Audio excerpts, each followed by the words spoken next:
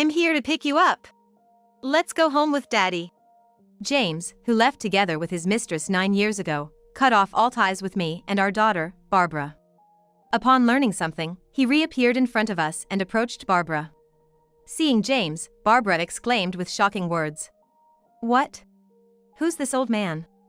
James was left speechless by her words, and more was yet to come. "My name is Linda Johnson. I'm a simple housewife who teaches piano lessons. My husband, James, is an elementary school teacher. We met through a mutual friend. I fell head over heels for the sincere and genuine James and confessed my feelings. Having little romantic experience, James was over the moon when I confessed and, from when we started dating, he apparently thought about marrying me. You're the only one who'd marry me, Linda." He'd been saying such exaggerated things since we started dating, and every day he'd propose. Thinking he was probably just sweet-talking, I'd just nod along, thinking marriage was a long way off. "Linda, let's get married." But then, on my 25th birthday, he surprised me with an engagement ring. We had only been dating for about 6 months, and I remember being taken aback when he said it. However, when James sets his mind to something, he sees it through. I was young, and back then, I really wanted to get married, so one thing led to another and I accepted. However, my parents were strongly against our marriage since we hadn't even been together for a year. Both were working abroad, rarely in the US, and were genuinely concerned for me. However, due to James' relentless pursuit, both my father and mother eventually gave in, and by the end of that year, we tied the knot. He's a teacher, known for his sincerity. They probably couldn't find any better reason to oppose other than their own concerns. Since his student days, James had been working diligently, saving enough money for the two of us. He even created a detailed budget, showing my parents how much we'd need for the future. I reckon if I were in my parents' shoes, it'd be hard to keep opposing at that point. "If you're going that far, please make sure to make my daughter happy. She's our most precious treasure, after all." With that said, the parents gave their blessing for the marriage. I thought I was about to embark on a happy married life. However, life wasn't as smooth sailing as I had imagined. After getting married, I realized James was surprisingly sloppy and believed housework was a woman's job. Men should earn money outside and then live freely. He had this old-fashioned baby boomer mentality and never helped with the chores when he was home. "James, please. I've started working too, and it gets busy. Can't you help out a bit around the house? At the very least, take care of your clothes and prepare for tomorrow." Feeling overwhelmed by James leaving everything to me, I brought it up bravely before dinner. James, hearing this, was unexpectedly furious. He lashed out with words I had never heard from him before. "What? You just teach piano lessons and mostly goof off, right? Despite having a job that barely adds to our income, you want me to help with the housework? That's so entitled. Every day, I work hard from early morning, even being asked to advise for after-school clubs that don't pay, and then I come home mentally drained. The housework is your job since you earn less. Don't act all high and mighty when you have it easier." I couldn't believe my ears. He had never spoken to me this way, even when we were dating. His words, so dismissive of me, hurt more than anger me. Every day, I was berated for the most unreasonable things, and when I was at my lowest, I found out I was pregnant. James demanded that I have the baby. "My folks were looking forward to a grandchild. If you don't have it, there will be consequences," he warned. Hearing such a threat, I was at a loss. I had no expectations from James, but I felt this child could be my lifeline. With that hope, I decided to have the baby. But my morning sickness was worse than I expected, and I really didn't feel up to doing housework. My belly was growing, making it hard for me to move around, but James, as always, didn't help out at all around the house. Even when I felt terrible from the morning sickness, he would yell at me, saying, "You could at least go to the convenience store and grab a sandwich, couldn't you?" and wouldn't even shop for me.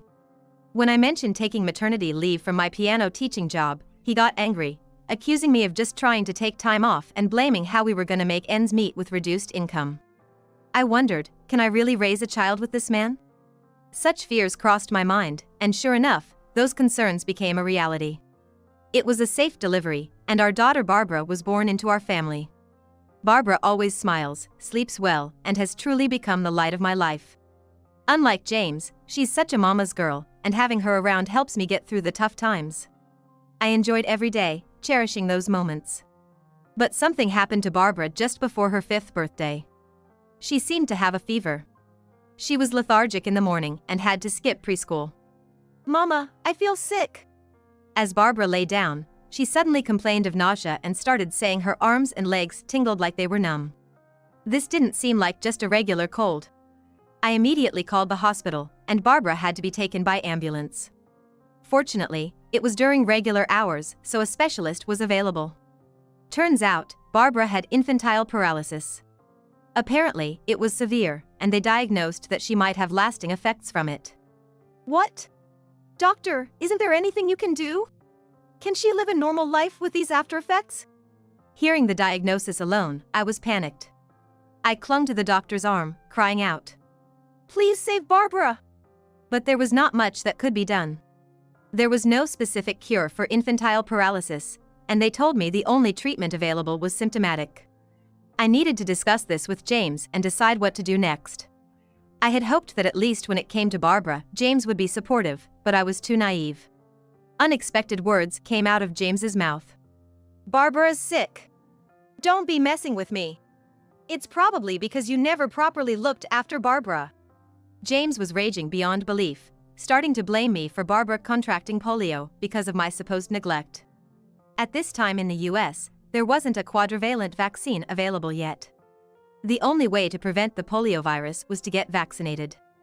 To be frank, there wasn't much that could be done if someone caught it. Yet, James kept blaming me entirely, showering me with words that seemed like he was trying to escape responsibility. "What are you gonna do if she ends up with lasting after effects and needs more care? You gonna take full responsibility for her?" James spewed these cruel words without a second thought. Hearing this, something inside me snapped. "Why do you push everything onto me when she's both our child?" "What? Polio's an unstoppable virus, okay? Other than vaccines, there's no effective prevention. Instead of blaming for what's happened, shouldn't we be discussing what to do next? Yet here you are, more concerned with pointing a finger rather than worrying about our daughter. Don't you feel any responsibility as a father?" I had never once complained about James since Barbara was born. I always kept silent out of fear that Barbara might get hurt if I didn't. But I had reached my breaking point. I feared that if I kept it in any longer, I might do something regrettable. Especially now that Barbara wasn't around, it was crucial to confront James.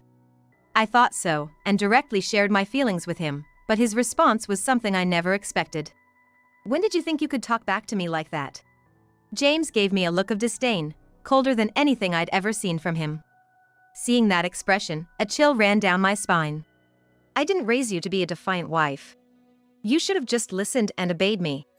I don't need you anymore. Get out." With that, James started to drive me out of our home. Confused by the sudden turn of events, I banged on the door repeatedly from the outside, pleading for him to let me back in.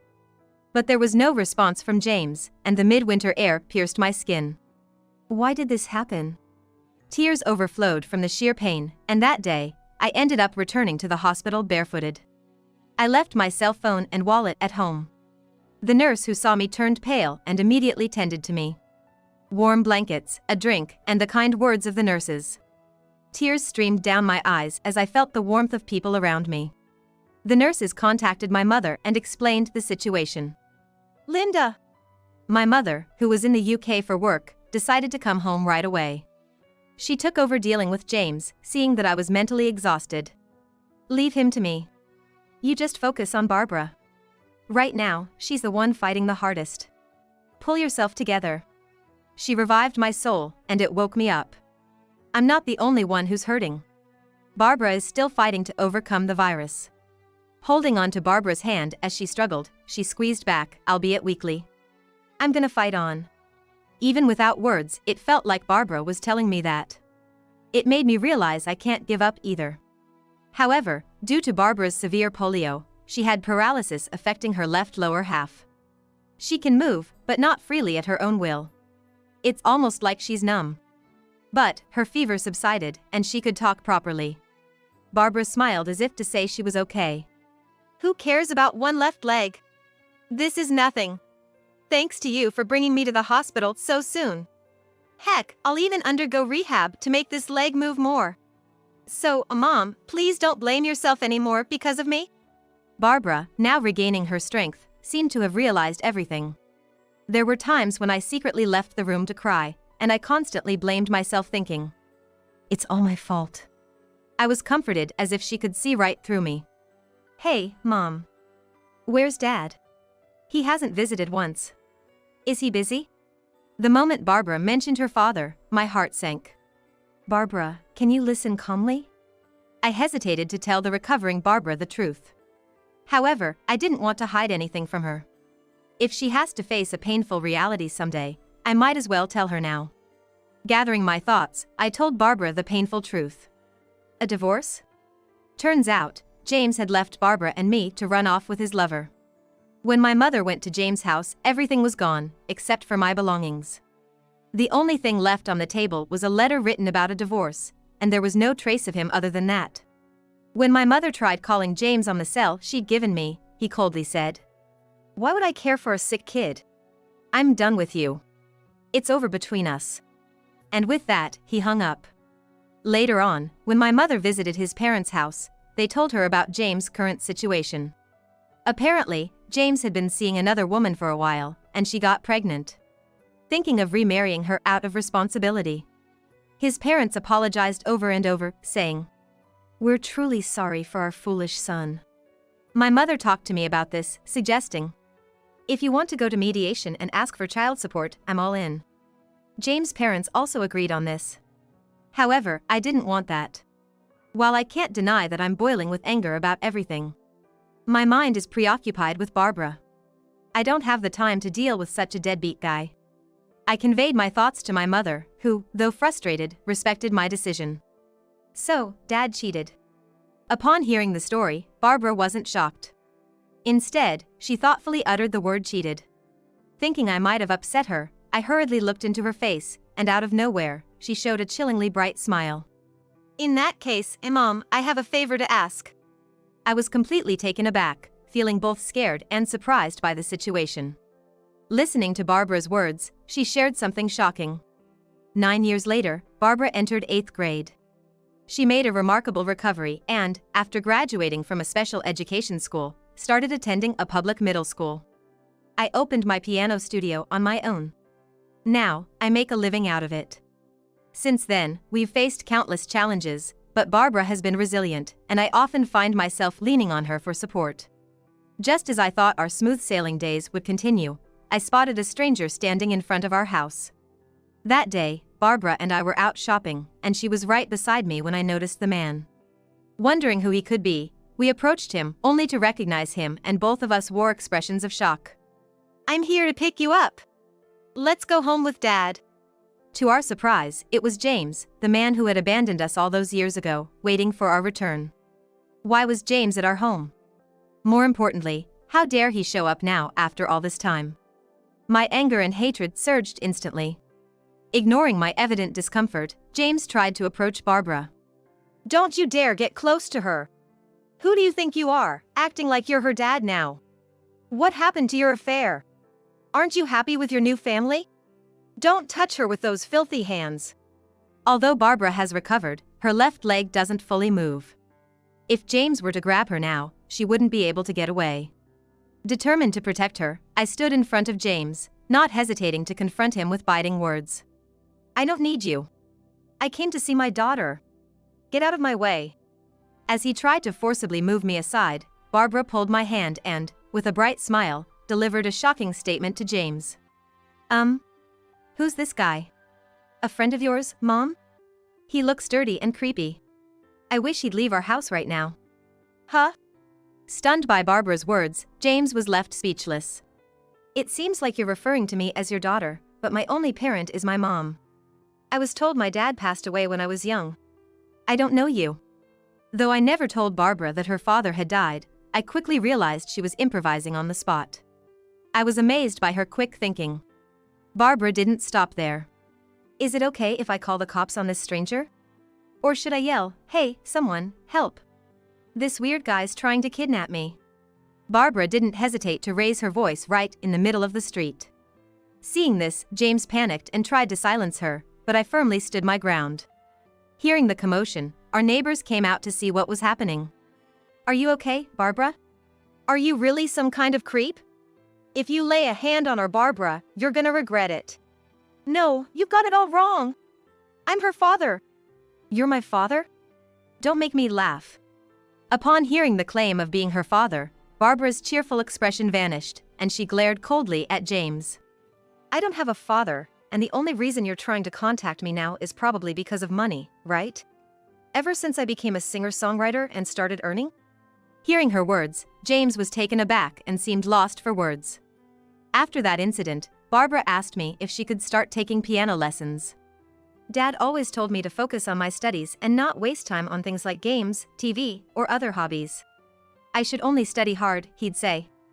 I later discovered that James had been pushing Barbara to excel academically, always trying to make her the best.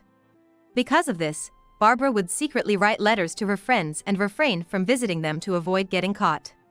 "If your mom finds out, she'll spoil you. So, let's keep this a secret just between the two of us." I remember him saying that. Looking back, it's so creepy. It's not right for a real parent to take away a child's freedom. I finally understood when I saw Barbara laughing mockingly. She hated her father more than I did for robbing her of her life. That's why she said those words to me back then. "I love the way our mom plays the piano. When I grow up, I want to have a job related to the piano too.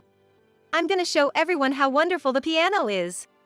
At the time, I didn't really get what she was talking about, but now I realized she was determined to prove James, who always mocked the piano, wrong. I realized for the first time that her words back then were filled with such ambition. Barbara was born with perfect pitch and had an extraordinary memory. Once she heard or saw something, she could remember it like a machine. Not only did she quickly memorize sheet music, but her piano skills also improved incredibly fast. On her own accord, she started voice training. Unsatisfied with just the piano, she began exploring various other instruments. On her days off, she'd perform with a guitar in front of the local train station and applied to numerous talent agency auditions. She used her challenges to her advantage, turning them into positive attributes. Because of her beautiful voice and the talent she exhibited at the young age of 14, she started getting offers from TV shows. Now, she tours all across the US as a singer-songwriter. "You must be kidding. I came here purely to see you. Then why did you abandon us back then?" As the crowd began to gather around us, I loudly recounted all of James' misdeeds for everyone to hear. "When Barbara got sick, you abandoned us because your mistress was pregnant, didn't you? When things didn't go your way, you'd shout and throw things around. Haven't you always been the worst kind of person? And now you come here claiming to be a father? Give me a break. Barbara and I have long since erased the memory of ever having a father." Hearing these shocking revelations, the neighbors were disgusted with James, and they stood by me. This is the town where I, Linda, grew up, a place known for its strong sense of community and loyalty. Everyone here has treated Barbara as if she was their own child, helping raise her. To them, it felt like their child was being insulted. The crowd began shouting insults at James. "I don't have a father. Why would I ever go back to a scumbag like you? I'm gonna live my life with my mom and friends. Never come back here, you womanizing piece of trash." With that, Barbara threw her bag and jacket to the ground, signaling for the crowd to chase James away. The neighbors shouted at James to get away from Barbara as he desperately clung to my feet. Linda! Please, help me! I admit I was wrong. From now on, I'll cherish you and Barbara. I'll spend the rest of my life making it up to you. Please, I'm begging you, forgive me." James was on his knees, begging and rubbing his forehead against the ground. But looking at him, I felt nothing but disgust. After everything he'd done, this man believed that a simple apology would absolve him. I wanted to show him that life isn't that easy, so I bent down, put on a wide smile, and motioned for him to lift his head. "Look up, James. Linda. Please forgive me. Think I'd get back with a guy like you? Not in a million years. Please never mention mine or Barbara's name again. If you ever show up here again, I'll report you to the police as a stalker." James, thinking he'd be forgiven, looked up only to be met with my eerily cheerful smile, leaving him speechless. He seemed to realize the end was near, standing on the brink of despair. And with that, James walked away from us in a daze. The neighbors were relieved that nothing bad happened to Barbara and me.